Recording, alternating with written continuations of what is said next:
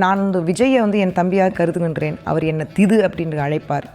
நான் அவருக்கு அறிவுரை கூறுவேன். ஸோ நான் அவருடைய ஆலோசகராக இருந்திருந்தால் பவன் கல்யாண் வழியில் செல்லுங்கள் என்று அவரிடம் சொல்லியிருப்பேன். நான் நிச்சயமாக அவருக்கு அதை அறிவுறுத்துவேன். வேண்டாம், ஒவ்வொருத்தருக்கும் அவரவர் விருப்பம். ஒருவேளை விஜய் அவங்கள இருந்த ஒரு நிலையில் இருக்கிறார்.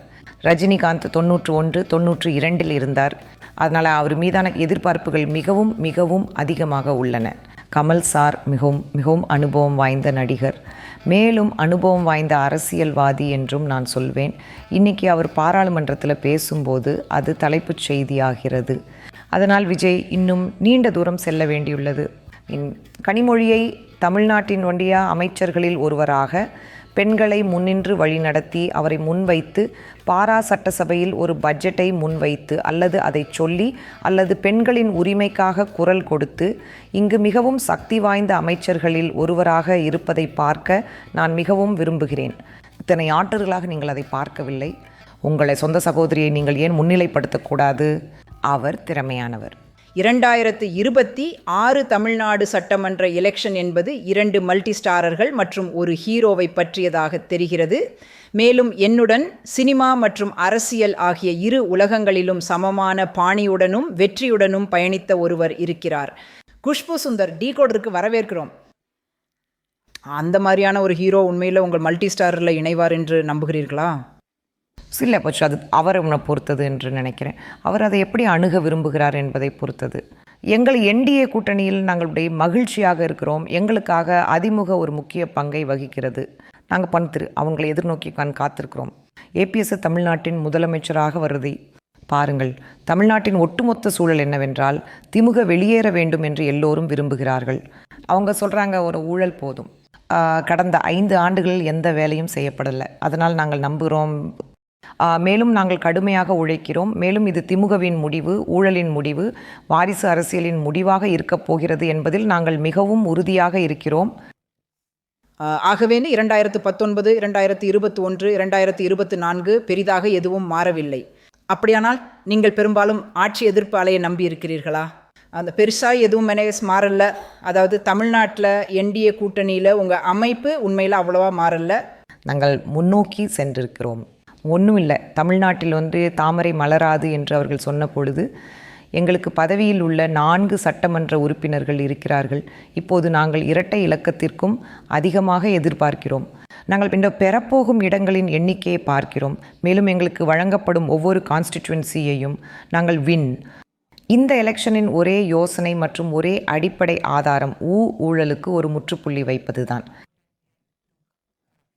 சட்டம் ஒழுங்கு இல்லை. ஒவ்வொரு நாளும் பெண்கள் எப்படி பாலியல் வன்கொடுமைக்கு ஆளாகிறார்கள் அப்படின்பதை நீங்கள் பார்க்கிறீர்கள். அது 2 வயது குழந்தையாக இருந்தாலும், 7 வயது சிறுமியாக இருந்தாலும், அல்லது 70 வயது பெண்ணாக இருந்தாலும் சரி, எப்படி ஒரு பெண், ஒரு மாணவி மிகச் சமீபத்தில் 2 நாட்களுக்கு முன்பு நீங்கள் பார்த்தது போல திருச்சியிலிருந்து மும்பைக்கு வரும் ஒரு மாணவி கூட்டு பாலியல் வன்கொடுமை செய்யப்படுகிறார். அதனால் நான் நினைக்கிறேன், மேலும் பொறுப்பு கூறல் இல்லை. இதற்கு பொறுப்பேற்க யாரும் தயாராக இல்லை. அப்பிறகு அமைச்சர் சொல்கிறாரு தமிழ்நாடு தான் மிகவும் பாதுகாப்பான மாநிலம் என்று. ஸோ தமிழ்நாட்டை சேர்ந்தவள் அப்படின்ற முறையில் தமிழ்நாடு தான் ரொம்ப பாதுகாப்பான மாநிலம் அப்படின்று பெருமையுடன் நம்பவும் சொல்லவும் நான் விரும்புவேன். ஆனால் எனக்கு என் பெண்கள் வெளியே செல்லும்போது அவர்கள் வீடு திரும்பும் வரை நான் உடன் இருக்கிறேன். சொல்லப்போனால் அவர்கள் எங்கிருந்தாலும் பாதுகாப்பாக இருக்கிறாங்களா, அவங்க எங்கிருந்தாலும் நலமாக இருக்கிறார்களா மற்றும் அவங்க பத்திரமாக வீடு திரும்புகிறார்களா என்ற பதட்டத்திலேயே நான் இருக்கிறேன். அதனால் என்னை போன்ற ஒரு சலுகை பெற்ற நபரே இது போன்ற பாதுகாப்பின்மையை சந்தித்தால் முற்றிலும் வேறு நிலையில் தமிழ்நாட்டின் வேறு ஒரு பகுதியில் உள்ளவர்கள் எந்த மாதிரியான பாதுகாப்பின்மை மற்றும் பயத்துடன் வாழ்கிறார்கள் என்று கற்பனை செய்து பாருங்கள். ஆக நீங்கள் பெண்களின் பாதுகாப்பு, சிறுமிகளின் பாதுகாப்பு, சட்டம் ஒழுங்கு பற்றி பேசுகிறீர்கள். ஆனால் அவர்களின் எதிர்வாதமோ நீங்கள் உருவாக்கிய எல்பிஜி தட்டுப்பாட்டை பாருங்கள் என்பதுதான். உலகம் செயல்படும் விதத்தை அவர்கள் புரிந்து கொள்ளவில்லை என்றால், நடக்கும் போரின் நிலையை அவர்கள் புரிந்து கொள்ளவில்லை என்றால், மேலும் பாஜகவால் தான் எல்பிஜி தட்டுப்பாடு இருக்கிறது என்று அவர்கள் இன்னும் சொன்னால், அவர்கள் உலகின் அரசியலையும் கொள்கைகளையும் புரிந்து கொள்ளாத எவ்வளவு மேலோட்டமான சிந்தனையுடையவர்கள் மற்றும் எவ்வளவு கல்வி அறிவற்றவர்கள் என்பதையே இது காட்டுகிறது.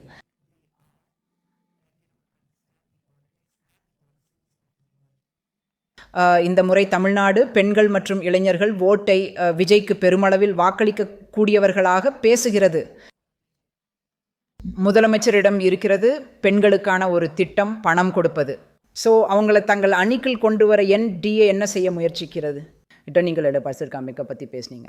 அது நீங்கள் பேசும் ஒரு பிரச்சனை. ஆனால் கையில் கிடைக்கும் பணம் என்பது சில பிற மாநிலங்களிலே உதவித்தொகை வழங்கப்பட்ட போது பலனளித்திருக்கிறது. பாருங்கள், நாங்கள் கொள்கைகளை நம்புகிறோம், மக்களுக்காக உழைக்கிறத நாங்கள் நம்புகிறோம். பிரதமர் நரேந்திர மோடிஜி 2014 பிரதமராக வந்ததிலிருந்து எதிர்க்கட்சிகள் எப்போதும் கூறுவது போல் இது ஒரு குறிப்பிட்ட மதத்தை சேர்ந்தது என்பதற்கு மாறாக மதங்களை கடந்து பெண்களுக்காக கொண்டு வரப்பட்ட கொள்கைகளின் அளவை நாங்கள் பார்த்திருக்கிறோம். பெண்களுக்கோ, மாணவர்களுக்கோ, பெரியவர்களுக்கோ, மூத்த குடிமக்களுக்கோ அல்லது பாஜக அரசாங்கம் அல்லது DA கூட்டணியால் நாட்டிற்கு கொண்டு வரப்பட்ட எந்த ஒரு பாலிசி ஆகட்டும் அல்லது எந்த ஒரு பாலிசி ஆகட்டும், இது ஒரு குறிப்பிட்ட பிராந்தியத்தை சேர்ந்தது, எங்களை ஆட்சிக்கு வாக்களித்த ஒரு குறிப்பிட்ட மக்களுக்கு மட்டுமே சொந்தமானது, மற்றவர்களுக்கு அல்ல என்று எது சொல்கிறது என்று தயவுசெய்து சொல்லுங்கள். அது இந்திய மக்களுக்கானது. கொண்டு வரப்பட்ட கொள்கைகளின் சலுகைகளை இந்த தேசத்தின் ஒவ்வொரு குடிமகனும் உண்மையில் அனுபவிக்கிறார். மிக மோசமான 5 இடங்களிலிருந்து முதல் 3 இடங்களுக்கு வந்துள்ளோம். கடந்த 12 ஆண்டுகளில் நாடு இவ்வளவு தீவிரமாக, இவ்வளவு பெரிய வேகத்தில் வளர்ந்து உலகளவில் இன்று போர் நடந்து கொண்டிருக்கும் போது கூட ஐக்கிய அரபு அமீரக அமைச்சர்கள் பிரதமர் அவர்களிடம் பேசினால் போரை நிறுத்த முடியும் என்று சொல்லும் அளவுக்கு உயர்ந்திருப்பதை பார்க்க நிச்சயமாக நாங்கள் ஏதாவது நல்லது செய்திருக்கிறோம். ஆகவே உங்களுக்கு உலகளவில் மதிக்கப்படும் ஒரு தேசிய தலைவர் இருக்கிறார். எனவே நிச்சயமாக அவர்கள் எங்கோ எதையோ சரியாக செய்கிறார்கள். மேலும் எதிர்க்கட்சிகள் அதை காண தவறினால் அது அவர்களிடம் இருக்கும் ஒருவித தேர்ந்தெடுத்த மறதி மற்றும் குருட்டுத்தனம் என்று நான் சொல்வேன். ஆலிஷ்போன் LPG எரிவாயு பற்றாக்குறையோ அல்லது மற்றவையோ மக்களை பாதிக்கும் போது அது ஒரு அரசியல் கதையாக மாறி வெளிப்படையாக மக்களுடன் உணர்ச்சி பூர்வமான பிணைப்பையும் மக்களிடம் தாக்கத்தையும் ஏற்படுத்துகிறதா? மக்கள் புரிந்து கொள்கிறாங்க.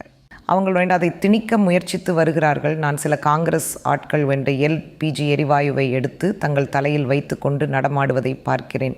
சமயாகாமன் காங்கிரஸ் இருந்தபோது, விலைவாசி உயர்ந்தபோது ஸ்மிருதி இரானி LPG எரிவாயுவுடன் தெருவின் நடுவில் அமர்ந்திருந்தார். அந்த நேரத்தில் எந்த போரும் இல்லை. அதனால் அதையும் எங்களால் முன்வைக்க முடியும். ஆனால் நாங்கள் அந்த நீ நான் என்ற பேச்சை கேட்கப் போவதில்லை. நாங்கள் அந்த விவாதத்திலும் வாக்குவாதத்திலும் ஈடுபடப் போவதில்லை. நாங்கள் சாயங்கால் வேலை செய்து கொண்டிருக்கிறோம். ஸோ நாங்கள் அவர்களுக்கு எதிர்வினையாற்றுவதில்லை. ஏன்னா அவர்கள் செய்வது முற்றிலும் முட்டாள்தனமானது என்று எங்களுக்கு தெரியும். நாங்கள் மக்களுக்காக உழைத்து கொண்டிருக்கிறோம். எந்த பற்றாக்குறையும் இல்லை. நாங்கள் என்ன சொல்கிறோம் அப்படி என்றால், அவர்கள் எப்படி மக்களிடையே ஒரு பீதியை தூண்டும் சூழ்நிலையையும் அந்த பயத்தையும் உருவாக்க முயற்சிக்கிறார்கள் என்பதுதான். ஸோ ஆனால் சாயந்தரம் 2 நாட்களில் பெட்ரோல் பங்குகளில் வரிசையாக நின்றதையும் ஒரு பெரிய கூட்டம் இருந்ததையும் நீங்கள் பார்த்தீர்கள். பெட்ரோல் அல்லது டீசலுக்கு பற்றாக்குறை இல்லை என்பதை மக்கள் புரிந்து கொண்டதால் எல்லாம் சரியாகிவிட்டது.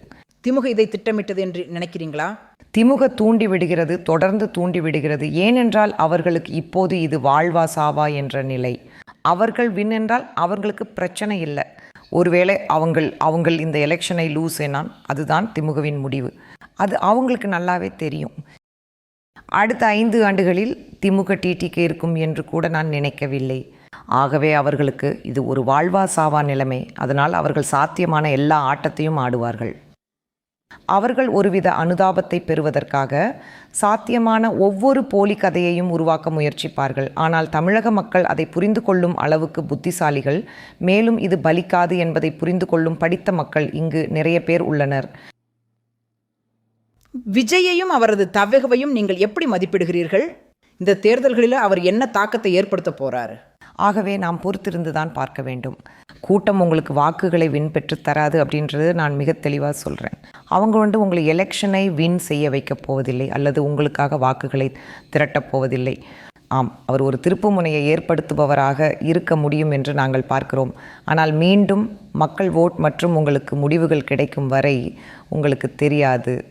தெலுங்கின் முக்கிய முன்னணி நடிகர்கள் ஒருவர் உங்களுக்கு தெரியும்.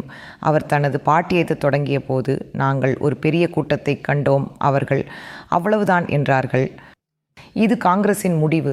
ஆனால் துரதிர்ஷ்டவசமாக அவர் தேர்தலில் சிறப்பாக செயல்படவில்லை. விஜயகாந்த் வந்தபோதும் இதேதான் நடந்தது. ஸோ பின்னர் அவரால் அதை தக்க வைத்து கொள்ள முடியவில்லை.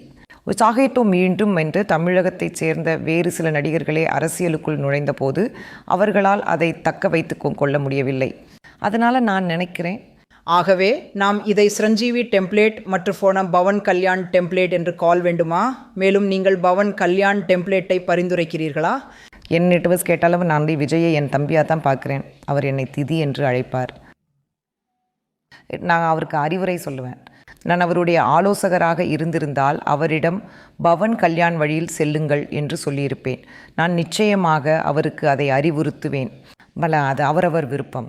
அவருக்கு சொந்தமாக சிந்திக்கும் மனம் இருக்கிறது. அவருக்கு ஆலோசகர்களாக செயல்பட தனியாக ஒரு குழு இருக்கிறது.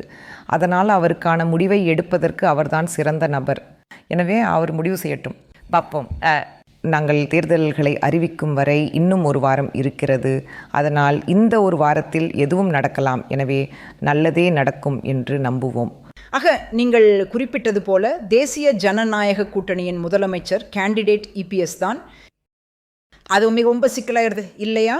ஃபைனலில் சாவும் எப்படிமா அல்லது அவரது சுவாரஸ்வார் கட்சியினர் அவர் முதலமைச்சர் முகமாக இருப்பார் என்ற நம்பிக்கையுடன் வருகிறார்கள். நான் நினைக்கிறேன், இங்கும் டெல்லியிலும் உள்ள பார்ட்டிவின் மூத்த தலைவர்கள் அது குறித்து ஒரு கால் எடுப்பார்கள். ஆனால் இபிஎஸ் தான் முதலமைச்சர் கேண்டிடேட் என்பதில் நாங்கள் மிகவும் தெளிவாக இருக்கிறோம். மேலும் நாங்கள் விரும்புவது ஏனென்றால் அவர் 2021ஆம் ஆண்டிலிருந்து முதலமைச்சராக இருந்தபோது அவருடைய ஆட்சியின் கீழ் தமிழ்நாடு செழித்து சிறப்பாக செயல்படுவதை நாங்கள் பார்த்திருக்கிறோம். அதனால் நாங்கள் பார்த்திருக்கிறோம் எப்படி நான் சொல்ல வந்தது 19ஆம் ஆண்டிலிருந்து 21ஆம் ஆண்டிலிருந்து. ஆக உங்களுக்கு தெரியும் அவர் எப்படி வேலை செய்தார் என்று நாம் பார்த்திருக்கிறோம். ஆனால் 21லிருந்து திமுக ஆட்சிக்கு வந்ததிலிருந்து தமிழ்நாட்டில் நாம் கண்ட வீழ்ச்சியை பொறுத்தவரை அவர்கள் திமுகவை மீண்டும் ஆட்சிக்கு ஓட்டு வேண்டுமா என்று மக்கள் சிந்திக்க வேண்டும் என்று நான் நினைக்கிறேன். மேலும் ஒரு குடிமகளாக நான் என்னை ஒரு முழுமையான தென்னிந்தியராக அல்லது தமிழ்நாட்டின் குடிமகளாக அதனால் என்னை பொறுத்தவரை நான் எந்த நாளும் இபிஎஸ்க்கு ஓட். நீங்கள் நிச்சயமாக உங்களை மிகவும் நன்றாக ஒருங்கிணைத்து கொண்ட ஒருவருக்கு உதாரணம். வேறு எந்த வட இந்திய மாநிலமாவது உங்களுக்கு உரிமை கோரினாலும் தமிழர்கள் இல்லை, அவள் எங்களுடையவள் என்று சொல்வார்கள். ஆனால் பாஜக இன்னும் ஒரு வெளியாள் பாட்டி என்ற முத்திரையை சுமப்பதாக தெரிகிறது. அப்படியா? வெளியாள் பாட்டி கிடையாது. ஆழமாக ஊடுருவ எங்களுக்கு கொஞ்சம் நேரமாகும். ஆனால் எதிர்காலத்தில் தமிழ்நாட்டை வெல்ல வேண்டும் என்று நாங்கள் நிச்சயமாக கனவு காண்கிறோம். மேலும் நாங்கள் புரிந்து கொள்கிறோம். பாருங்கள், மக்கள் பொய் நம்பிக்கைகளை அளித்து தேர்தல்களை வின் முடியாது. ஒரு நீண்ட காலத்திற்கு நிலைத்திருக்க இந்தியா ஹாட்ரிக் வெற்றியாக பாஜகவை மீண்டும் ஆட்சிக்கு கொண்டு வந்தால் நான் முன்பு சொன்னது போல் நாங்கள் நிச்சயமாக எங்களுக்காக நன்றாக செயல்படுகிறோம். எனவே அவர்கள் புரிந்து கொள்கிறார்கள். அவர்கள் எங்களுக்கு எதிராக இருந்தாலும் மக்கள் புரிந்து கொள்கிறார்கள். இப்பொழுதும் ஈராக் நான் சொல்வது ஈரான் மற்றும் அமெரிக்கா மற்றும் ஈராக் எல்லையில் நடந்து கொண்டிருக்கும் பிரச்சனைகள், திரும்பி வந்த முஸ்லிம்கள் கூட அவர்கள் அதை சொன்னார்கள். பிரதமர் இல்லை என்றால் இது சாத்தியமாகி இருக்காது. எனவே முத்தலாக்கிலிருந்து பெண்களுக்கு சுதந்திரம் அளித்த சட்டங்களாக இருந்தாலும் சரி, மீண்டும் முஸ்லிம்களை பற்றிய பிரிவு 170 ஆக இருந்தாலும் சரி, நாங்கள் என்பதை மக்கள் பார்க்கும்படி இருக்கிறது என்று நான் நினைக்கிறேன். சமமாக செயல்படும் ஒரு பார்ட்டி இருக்கிறது. எதிர்க்கட்சிகள் என்னதான் போலி விவரிப்பு அல்லது தவறான பிரச்சாரம் செய்தாலும் ஒரு பார்ட்டி இருக்கிறது. ஒரு பார்ட்டி தலைவர் இருக்கிறார். நீங்கள் எந்த மதம் அல்லது எந்த சாதி அல்லது சமூகம் அல்லது எங்கிருந்து வருகிறீர்கள் என்பதை பொருட்படுத்தாமல் மக்களுக்காக உழைக்கும் ஒரு பிரதமர் இருக்கிறார். இது தேசத்தை பற்றியது. இது இந்த நாட்டில் உள்ள ஒவ்வொரு இந்தியரை பற்றியது. மேலும் தமிழ்நாடு வெகு தொலைவில் இல்லை. நாங்கள் சாய்ந்து உண்மையாகவே மக்கள் புரிந்து கொள்வார்கள் என்று நம்புகிறோம். மற்றும் எங்களுக்கு நம்பிக்கை இருக்கிறது என்று நான் சொல்லப் போவதில்லை.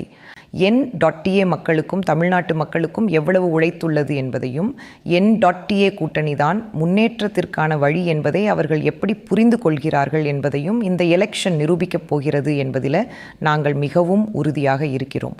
NNDA கூட்டணியில் உங்களுக்கு தெரியும் உறுப்பினர்களான ADMUK மற்றும் பாஜகவுக்கு இடையே சில கருத்து வேறுபாடுகள் இருந்திருக்கின்றன. போக போக அந்த ஓட் பரிமாற்றம் நடைபெறுமா அல்லது அங்கே சில உரசல்களை நீங்கள் காண்கிறீர்களா? ஸோ மேலும் என்னால் மக்களுடைய பேசிக்கொள்கிறார்களே உங்களுக்கு தெரியும், குடும்பங்களில் பெரியவர்கள் ஒருக்கு வாக்களிக்க போனாலும் கூட ஒரு பக்கம் அல்லது மறுபக்கம் தாமரைக்கு, ஆனால் இளைஞர்கள் விஜய் வழியில் செல்லப் போகிறார்கள் என்கிறார்கள். பொறுத்திருந்து பார்ப்போம். ஒரு அறையில் அமர்ந்து பேசி விவாதிப்பது நமக்கு மிகவும் எளிது. நான் 1 மைலேஜ் விவாதிக்க விரும்பலை, ஆனால் மற்ற பாட்டி என்று வரும்போது என்ன கருத்து வேறுபாடுகள் இருந்தாலும் அவை அனைத்தும் சரி செய்யப்பட்டு விட்டன என்று நான் நினைக்கிறேன். மேலும் நீங்கள் ஒரு குடும்பத்தில் இருக்கும்போது கருத்து வேறுபாடு ஏற்படுவது இயல்பு, அது பரவாயில்லை. கருத்து வேறுபாடு என்றால் அந்த பாட்டிக்குள்ளேயே நிறைய ஜனநாயகம் இருக்கிறது என்று அர்த்தம். என்னை ஒருவே எங்களுக்கு இருந்த எல்லா பிரச்சனைகளையும் நாங்கள் தீர்த்து விட்டோம். இன்றைக்கு அனைவரும் ஒரே மேடையில் ஒன்றாக இருப்பதை நாங்கள் பார்க்கிறோம்.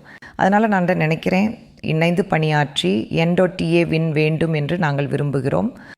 மீண்டும் இப்படித்தமாக நாங்கள் இருக்க போகிறோம். ஒன்றுபட்டு மக்களுக்கு ஒரு பாதுகாப்பான சூழலையும் எந்த ஒரு வர்க்கத்துடனோ அல்லது சாதியுடனோ பிரச்சனைகள் இல்லாத செழிப்பான ஒரு மாநிலத்தையும் வழங்க வேண்டும் என்பதற்காக போராடுவோம். நாம் ஒற்றுமையாக செயல்பட்டால் மட்டும் போதும். விஜயினுடைய தனிப்பட்ட பிரச்சனைகள் எதுவாக இருந்தாலும் அது குறித்து நீங்கள் கருத்து தெரிவிக்க விரும்பவில்லை என்று நீங்கள் மிக தெளிவாக கூறியுள்ளீர்கள். ஆனால் ஆம், ஒரு சக நடிகர் சமூக ஊடகங்களில் மிகவும் மோசமாக தாக்கப்பட்டுள்ளார். நேற்றும் கூட நடிகை த்ரிஷா விமான நிலையத்தில் இருந்தார். மேலும் அவர் ட்ரோல் செய்யப்பட்டார், அவர் பின்தொடரப்பட்டார். அதன் பிறகு சமூக ஊடகங்களிலும் கூட. இதை பாருங்கள், துரதிருஷ்டவசமாக நாம் தும்மினால் கூட அதை வேறு ஒருவர் மீது பழி போட விரும்பும் ஒரு காலத்தில் இருக்கிறோம். எனவே அவர்களுடைய இருவரை பற்றியும் எனக்கு தெரிந்த வரையில் த்ரிஷ் எனக்கு மிகவும் நெருக்கமானவர். அதனால் நான் சொல்வேன், த்ரிஷா நான் சந்தித்ததிலேயே மிகவும் கண்ணியமான பெண்களில் ஒருவர் மற்றும் மிகவும் மென்மையான ஆன்மா. எல்லா இடங்களிலும் உங்களை பின்தொடர்ந்து வரும் பாப்பராசிகள் பற்றி நான் கருத்து தெரிவிக்க விரும்பவில்லை. இது ஒரு வகையான அமைப்பு. இதை நம்ம மும்பையில் பார்த்துருக்கலாம், இங்கே இல்லை. துரதிருஷ்டவசமாக அது இங்கே தொடங்குகிறது. மேலும் கருத்து சொல்பவர்கள், உட்கார்ந்து பேசுபவர்கள் தங்களுக்கு இருக்கும் பிரச்சனைகளை பார்ப்பதை விட மற்றவர்களின் வாழ்க்கையை எட்டி பார்ப்பதில் மிகவும் மகிழ்ச்சியாக இருக்கும் நபர்கள். எனவே அவர்கள் மற்றவர்களை பற்றி கருத்து தெரிவிப்பதில் ஒருவித மகிழ்ச்சியையோ அல்லது ஒரு சாடிஸ்டிக் இன்பத்தையோ பெறுகிறார்கள். மேலும் அவர்களில் 99.9% பேர் நமக்கு தெரியாதவர்கள். எனவே அந்த விஷயத்தில் யாரும் மற்றவர்கள் என்ன கருத்து சொல்கிறாங்க என்பதுக்கு பொறுப்பல்ல. மேலும் அவர்களுக்கு பதிலளிப்பதில் நமது நேரத்தை வீணடிக்க வேண்டும் என்று நான் நினைக்கவில்லை. நீங்கள் தான் முந்தைய பாட்டியை விட்டு வெளியேறிய போது அவர்களுக்கு புத்திசாலி பெண்கள் வேண்டாம் என்று சொன்னதாக பேசியவர் அல்லது மேற்கோள் காட்டப்பட்டவர். இப்பொழுது அந்த இடத்த உங்களால் காண முடிகிறதா? அதாவது பாஜக மற்ற இடங்களில் செய்து வர்றதை விட தமிழ்நாட்டுக்கு அந்த வகையில் ஒரு வித்தியாசமான டெம்ப்ளேட் தேவையா? அடையாள அரசியலில் இருந்து விலகி வளர்ச்சி அரசியலை நோக்கி நகர்வது. நமக்கு வளர்ச்சி தேவை. எந்த வகையான வளர்ச்சியாக இருந்தாலும் சரி, நமக்கு வளர்ச்சி தேவை. கடந்த கால பெருமைகளிலேயே நாம் இருந்துவிட முடியாது. பொய்யான நம்பிக்கைகள் அல்லது பொய்யான வாக்குறுதிகளை வைத்துக்கொண்டு பிழைக்க முடியும் என்று நீங்கள் சொல்ல முடியாது.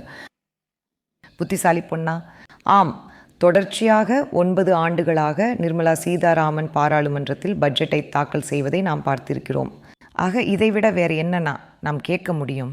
இந்த நாட்டின் 9 புத்திசாலியான பெண்ணாக மிக உயர்ந்த பதவியில் ஒரு பெண். உங்களிடம் சுஷ்மா ஸ்வராஜ் ஜி என்ற மிகச்சிறந்த தலைவர்களில் ஒருவர் இருந்தார். தமிழ்நாட்டிலிருந்து தமிழிசை சவுந்தரராஜனை போல மிகவும் படித்த ஒருவர் உங்களிடம் இருக்கிறார். மீண்டும் வானதி சீனிவாசன் தேசிய மகிழா மோர்ச்சாவின் தலைவராக, ஸ்மிருதி இரானி இருந்ததை நாம் பார்த்திருக்கிறோம். நீங்கள் உங்கள் பாட்டியிலிருந்து பெண்களை மட்டுமே குறிப்பிட்டீங்கள். ஆமாம், தயவு செஞ்சு சமீபத்தில் சொல்லுங்கள். அதாவது திமுகவில் மிகச்சிறந்த அறிவார்ந்த பெண்களில் ஒருவராக கனிமொழி இருக்கிறார் என்று நான் எப்போதும் சொல்வேன். ஆனால் கனிமொழி ஆக பதவி உயர்வு செய்யப்படுவதை கூட நான் பார்க்கவில்லை. மாநில அமைச்சர்களில் ஒருவராக. வாரிசு அரசியலை பற்றியா பேசுகிறீர்கள்? சரி, அந்த வாரிசு அரசியல் போகட்டும். குறைந்தபட்சம் உங்கள் சொந்த சகோதரி இங்கே ஒரு அமைச்சராக இருந்து பெண்களை முன்னின்று வழிநடத்துவதை உறுதி செய்யுங்கள். ஸோ நீங்கள் அவரை டெல்லிக்கு தள்ளிட்டு இல்லை எங்களுக்கு ஒரு பாலம் தேவை அப்படின்ட்டு சொல்கிறீங்க. எதுக்காக? நான் கனிமொழியை தமிழ்நாட்டின் அமைச்சர்களில் ஒருவராக, பெண்களை முன்னின்று வழிநடத்துபவராக, சட்டமன்றத்தில் ஒரு பட்ஜெட்டை தாக்கல் செய்பவராக அல்லது அதை சொல்பவராக அல்லது பெண்களின் உரிமைக்காக குரல் கொடுத்து இங்கே மிகவும் சக்தி வாய்ந்த அமைச்சர்களில் ஒருவராக இருப்பதை நான் பார்க்க மிகவும் விரும்புவேன். பல ஆண்டுகளாக நீங்கள் அதை பார்ப்பதில்லை. ஏனென்று உங்கள் சொந்த சகோதரியை நீங்கள் முன்னிலைப்படுத்துவதில்லை. அவர் திறமையானவர், அவர் தேர்தல்களில் வெற்றி பெறுகிறார். அவர் திறமையானவர், அவர் புத்திசாலி, அவர் நல்லா பேசுகிறார். அப்படி இருக்க நீங்கள் அவரை முன்னிலைப்படுத்துவதில்லை. அதாவது திமுகவின் அடிப்படை ஆணாதிக்க மற்றும் படிநிலை மனநிலை தொடர்கிறது. காங்கிரஸுக்கும் இதே நிலைதான். தயவு செய்து ஒரு தலைவரின் பெயரை சொல்லுங்கள். அப்போது ஷீலா டீச்சர்ஜி அல்லது அம்பிகா சோனிஜி இருந்தார்கள்.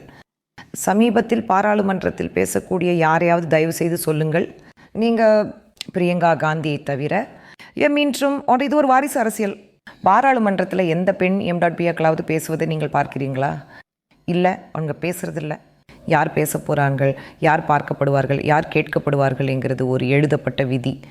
எல்லாவற்றையும் செய்ய போகிறது ஒரு குடும்பம். மற்ற அனைவரும் அமைதியாக இருக்க வேண்டும். சசி தரூர் போன்ற ஒருவர் கூட அமைதியாக இருக்கும்படி கேட்டுக்கொள்ளப்பட்டுள்ளார். 1000 விளக்கு அது உங்களுக்கு என்ன கற்றுக் கொடுத்தது மற்றும் இந்த எலெக்ஷனுக்கான உங்கள் திட்டம் என்ன? நீங்கள் போட்டியிடப் போகிறீங்களா?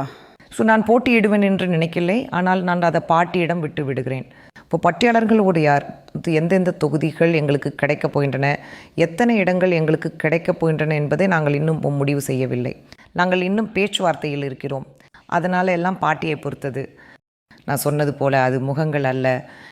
நான் போட்டியிட விரும்புகிறேன், அதனால் எனக்கு ஒரு பதவியை கொடுங்கள் என்று நான் சொல்ல முடியாது. இல்லை, நான் நினைக்கிறேன் பார்ட்டி வின் செய்ய வேண்டும், கூட்டணி வின் செய்ய வேண்டும். அதனால் யார் சீன் இருக்கிறாங்களோ போய் வாக்குகளை கொண்டு வரக்கூடிய முகங்கள். மக்கள் கூட்டத்தால் முடியாது அப்படின்னு நான் எப்போதுமே சொல்லியிருக்கிறேன். மக்கள் கூட்டம் உங்களுக்கு வாக்குகளை கொண்டு வர முடிந்தால் நான் 1000 லைக்குகளை வென்றிருப்பேன். மக்கள் கூட்டத்தால் உங்களுக்கு தெரியும், வாக்குகளை கொண்டு வர முடிந்தால் கமல்ஹாசன் ஜெயித்திருக்க வேண்டும். அந்த மக்கள் கூட்டத்தால் வாக்குகளை கொண்டு வர முடிந்தால் விஜயகாந்த் மீண்டும் ஜெயித்திருக்க வேண்டும். அவர் ஜெயிக்கவில்லை. அதனால் இதற்கு நேரம் எடுக்கும். அதனால் இருந்தால் மக்கள் கூட்டத்தால் உங்களுக்கு வாக்குகளை கொண்டு வர முடியாது. மக்களே, இந்த வளர்ச்சி உங்களுக்கு ஓட்டை கொண்டு வரப்போகுது. பார்ட்டி மீதான நம்பிக்கை உங்களுக்கு வாக்குகளை கொடுக்க போகிறது. அதனால் இப்போது 5 ஆண்டுகளில் காலம் மாறிவிட்டது.